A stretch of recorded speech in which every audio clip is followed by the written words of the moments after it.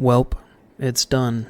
I've finished Brighter Shores minus one little side quest I've got to do to complete the main story, but here we are in episode 4 in the Merchants Guild, and I just want to talk about the game with everybody. We're on the first weekend of early access, and it seems everybody's been mixed on it for a little while, so I just kind of wanted to give my thoughts on it. And as you can see here, I'm level 342. I have gone through every episode. I have tried every profession.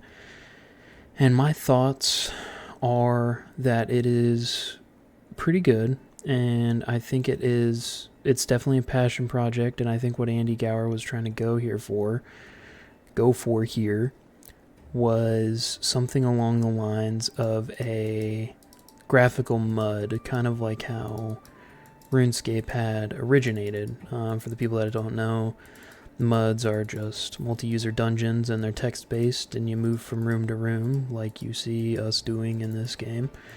And they developed graphics for RuneScape, and it was no longer a MUD. It was a graphical MUD and was rebranded as an MMO. And I think this is part of it for him. We all know it does cut down and create instances, so it's a little easier for servers, but I think this plays a big part into that, moving from room to room, because it feels like a MUD when you play it and you think about it that way. Overall, my feelings about the story, I think it's good. I think it's a good story. You know, it doesn't come to fruition in the first 4 episodes. No spoilers or anything, but you do not finish it in episode 4. You are continuing on the story when you hit episode 5, so it's not, early access isn't just wrapped into a little bundle, so it keeps you wanting more. You are going to want to play episode 5, so that is nice. It gives you something to look forward to. When we come to the premium pass, it's $6 a month. If you are in episode 2 right now and you're on the fence about 3 and 4, I will say I enjoyed the game much more starting in episode 3 and 4. I absolutely hate episode 2. Nothing wrong with it.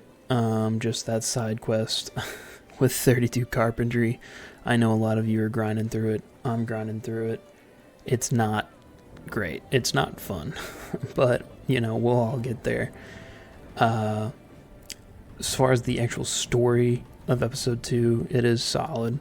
The main quest is solid, but 32 carpentry becomes very important. It is important to even finish episode 4. So I will tell you guys, get it done. You may not want to, but you got to. Now, as far as the story in the other episodes, episode 1's kind of short. I was playing the first day. I believed I needed to do the side quest to continue, so I grinded out 25 fishing. As you can see, that put a little dampener on it for me, so I would recommend anybody that's on the fence, just do the main story. Get through the main story. Main story is going to require you to get other leveling up done. I'm going back through now and getting 20 on everything. That is also a good way to go about it. Just hit 20 and everything, because after 20, your XP increases exponentially to get to the next level. You know, we're looking at about 15,000 here to get to the next level, to 21. And it's only a couple thousand up into 20. So highly recommend just hit 20 on all your professions, and then the ones you need to get, like 32 carpentry, go from there. If you want to complete the side quests, go for it. I'll tell you, it'll be hard, but it does leave you wanting more by the time you get to the end of episode 4. I would recommend getting the premium pass just for the first month. It's only $6. Episode 3 and 4 will give you a lot of game time. It'll give you a lot of things to play. It's very interesting compared to 1 and 2. 3 is fantastic. You start to get into the more interesting professions like blacksmithing and stonemasonry, bone writing. I won't spoil what those professions do. you may already know, you may be able to guess. They are cool professions.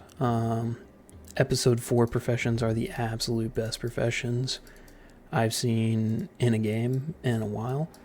As far as skilling goes, they're interactive, they're fun. All 3 of them outside the guardsmen, they all have a fighting aspect, but the other 3 in Chronopolis episode 4, they are fantastic. They're fun, they're entertaining, they're interactive, they're much more chill. They're just interesting all around. Essentially, overall, if you are on the fence about the game, or you don't like anything about the game, I would just give it a little time. He's making updates regularly.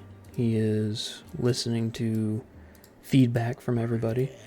It is a work in progress, but you can tell that he has a lot of love for the game, and he's working through a lot of things, and I'm happy. I'm happy with how it's going. The one thing I'll say about this game is it is not RuneScape. Do not expect it to be RuneScape.